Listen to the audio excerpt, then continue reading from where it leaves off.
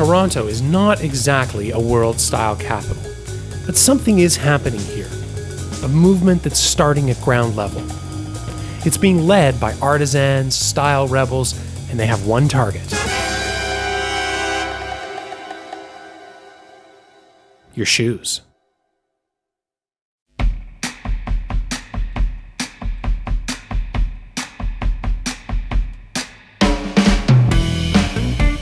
There is a war on style, elegance, and quality, but I'm fighting back.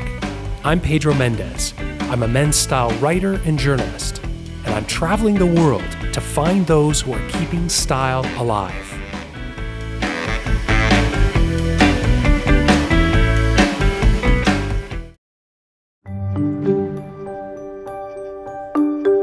Except for your bed, your sweet, sweet, comfortable bed, you spend more time in your shoes than in anything else. But how much do you really think about them? Not just how they fit and feel, but what they say about you. Is there anything that expresses your personal style better than shoes? The biggest revolution happening right now in men's style is happening at ground level, literally. Classic leather shoes are everywhere, from fine Italian-made loafers to bespoke Oxfords. How did we get to this point when people went from cheap sneakers to $1,000 derbies? You look on these social media things, you know how many people post pictures of very fancy shoes, and you see guys out there like peacocks dressed. If you're buying a car, 70% of the research is done online before you ever walk into a dealership. That's becoming the same way with shoes now. Some snobbish people, they use champagne, cognac, or expensive whiskey just for saying, oh, I did my high gloss with champagne. Does that work? It will work. You're kidding me, right? People polish their shoes with champagne, spend hours online researching, spend so much money on their shoes? Why does it matter? Like, why shouldn't we just all wear flip-flops? Well, because flip-flops are ugly. The shoe is the foundation of you, not like the building that you're standing in. That is the foundation for that one man or that one woman. So I think you want to have a solid foundation to stand on in anything you do. Meet Peter Feeney, bespoke shoemaker. Peter's shoes start at about $1,500.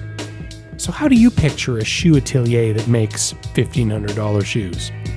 Chandeliers hanging from the ceilings? Persian rugs on the floors? Maybe an attached cigar lounge? Wow, this is a very small space. Mm-hmm. Bare essentials. This is all we need. Yeah. Really, all you need is your lap to make a pair of shoes. Machines assist, but you don't need them. When I picture a pair of shoes, it's really hard to understand how this came to be. It's a shape, there's a sole, I can see that. So what, it takes you, a couple hours? Yeah, only a couple, 40 plus. This pair of shoes right here is probably at about 80 hours almost now. Okay, I know I look ridiculous, but come on, 80 hours? Think about it. You would make that face too. Okay, so what does it start with? It starts with a pair of lasts. This is a much sexier version of your foot. We then tape it. I design on the last. Then from there, the pattern that we cut from. Okay. So you took this tape off. Yeah. Put it down. So you've got a toe cap. The front of There's what is called a heel fox. So basically, you have one of these. Yeah. You have one of these. This thing around it. These are the main design lines that you would then cut the panels. So this goes here, and then this is the toe cap, and there's your shoe. This is like a puzzle that I would never want to make. So then once they're stitched together, these are uppers that have been stitched. Okay, this looks weird. This Shapeless. does not look like this is ever going to be a shoe, but all custom shoes, that's how it starts. They start like this. Yep. So that's how custom shoes start. But why does someone start making custom shoes? I was always obsessed with shoes. That was the one constant thing in my life. And why? Why that thing? Well, I started off as a kid with sneakers, skateboarding, and being into hip-hop music. And that's why, in his late 20s, Peter ditched his career in Canada, did a full 180, and moved to Italy to become a shoemaker. So you gave up your life, basically, everything that you had been doing, packed everything up, said, okay, that's it, I'm done, I'm not gonna do this anymore, to go to Florence, a place you'd never been, you didn't speak Italian. Yeah. And like a young Luke Skywalker on Dagobah, he found his Yoda. grandfather mentor. Like He a had nice grandfather? Sometimes, yeah. But he had been making shoes since he was 7. But you spoke Italian, so it was no problem. No, it was English that I spoke, and then I learned how to speak Italian, so it was... And did your teacher speak English? No. I would go in there on Saturdays, I'd go in there on Sundays and sit with the old man who was my master and just watched and watched and watched. After 3.5 years of watching, Peter had watched enough. It was time to make some shoes. So he came back home to the Six to start his business. Sort of. I had always said that I never wanted to work for myself Why? because it's hard. It's a serious hustle to get the clients, to service the clients, and to keep them coming back. It's the job of way more than one, plus the amount of time that it makes to even make one pair of shoes. So why did he do it? Why did he go alone? Because there was just nobody to work for in this city. In this country, there's nobody to work for. Like what I want to achieve with the product, there's not really other shops like it. The guy that I went to school with moved from Japan to come and work with me here. Like that's how difficult it is to find people that are of a certain skill set. Considering how difficult it is to make custom shoes, how much money they end up costing, what really sets them apart from what you can buy in a store? Just the way they look? If you look at a shoe that you would buy off the rack, you have a heel structure that just spans the length of where the heel is. Whereas we have one that goes from the outside of the heel and wraps to the inside of the arch. You need that to hold your arch properly. Depending on what kind of leather it is, you can also put side structural pieces that are thin pieces of leather that go in between the lining and the outer leather. Right. And then you have the toe puff, which is the structural element in the toe. And I don't press it, but you can feel that it's very strong in there. It's very solid. It's an unbelievable amount of construction. Yeah, those are the elements that you need for a pair of shoes to last you 5 years, 10 years. Still though, $1,500? Well, because what's worse than you see a guy in a beautiful 3-piece suit and it's like, whoa, what are you wearing? What are you wearing down there? And you go out to busy business center here, Bay Street, wherever, that's all you see.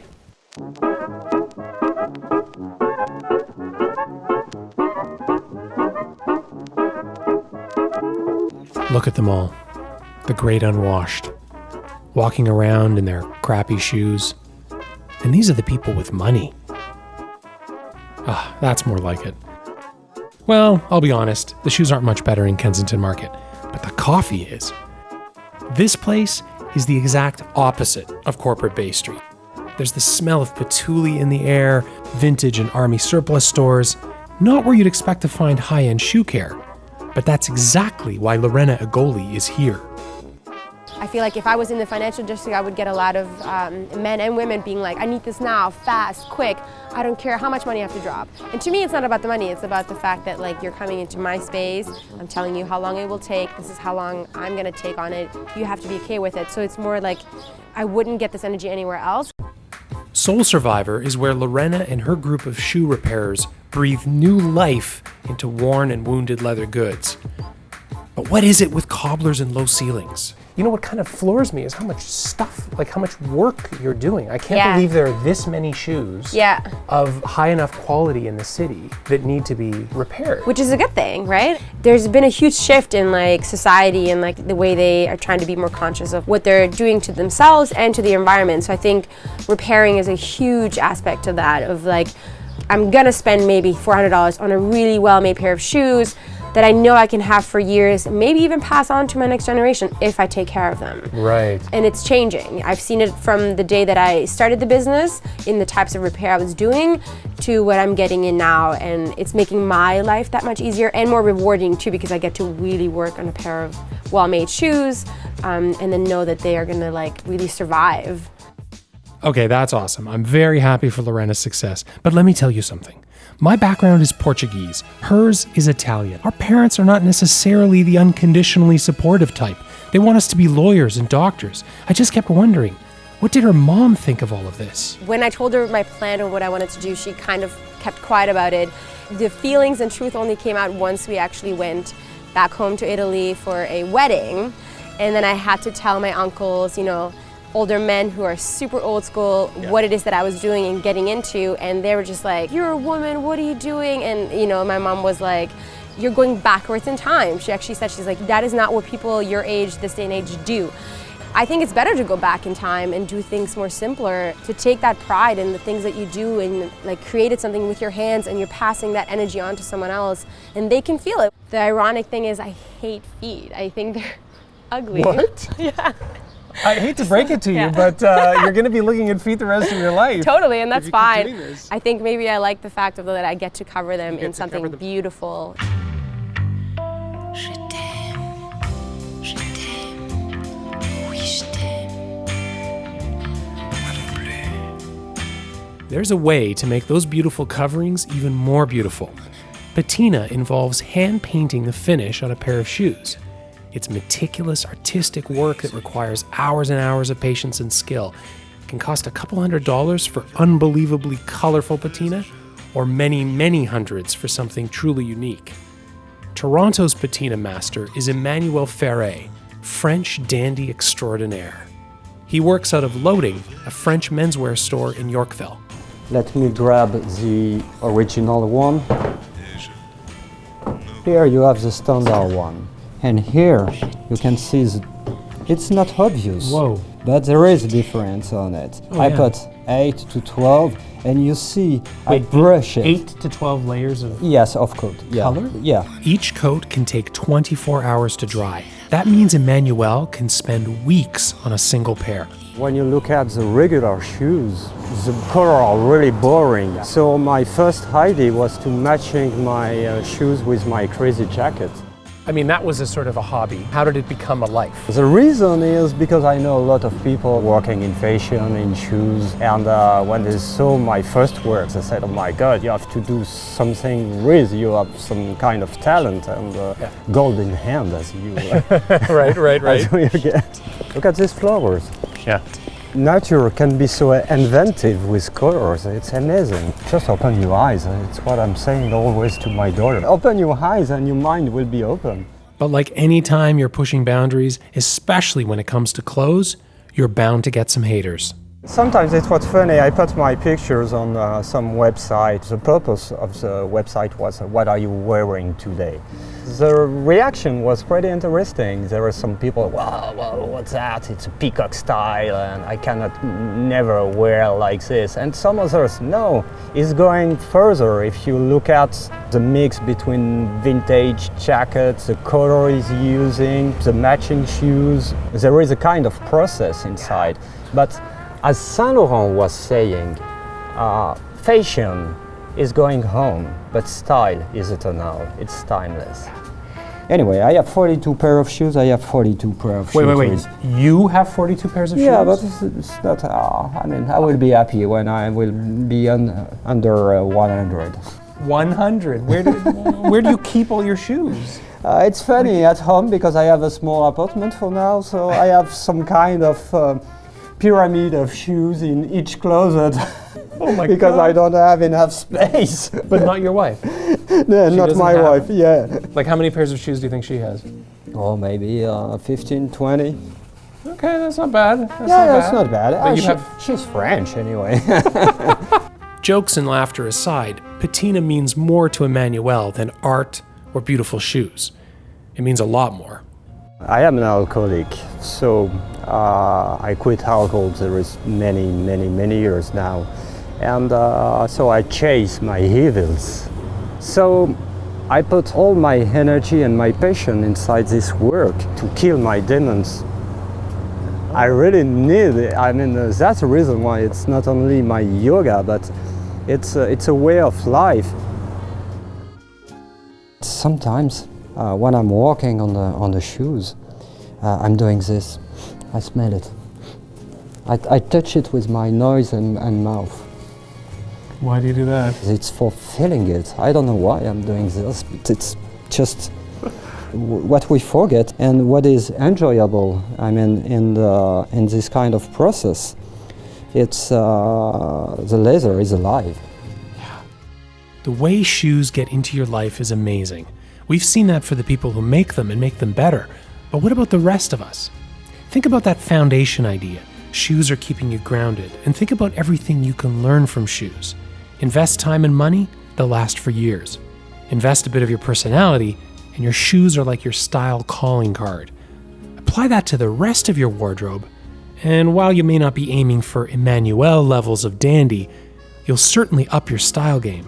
Apply these lessons to your life, now you're talking.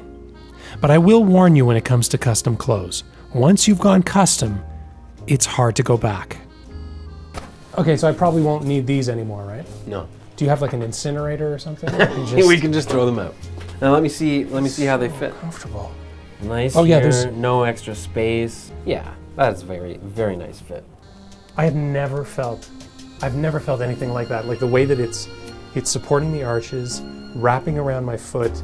Like I've dipped my foot into like liquid shoe, and here then it I is. pulled them out, and And you got something beautiful. yeah, that's the other thing. And then you look at them, and you're like, damn, that's pretty good. I've created a monster. So I'm glad you like it. Thanks to a small group of rebels and dandies fighting to keep elegance and quality alive, Toronto is starting to emerge as a world-style capital. Well, at least our shoes are getting better.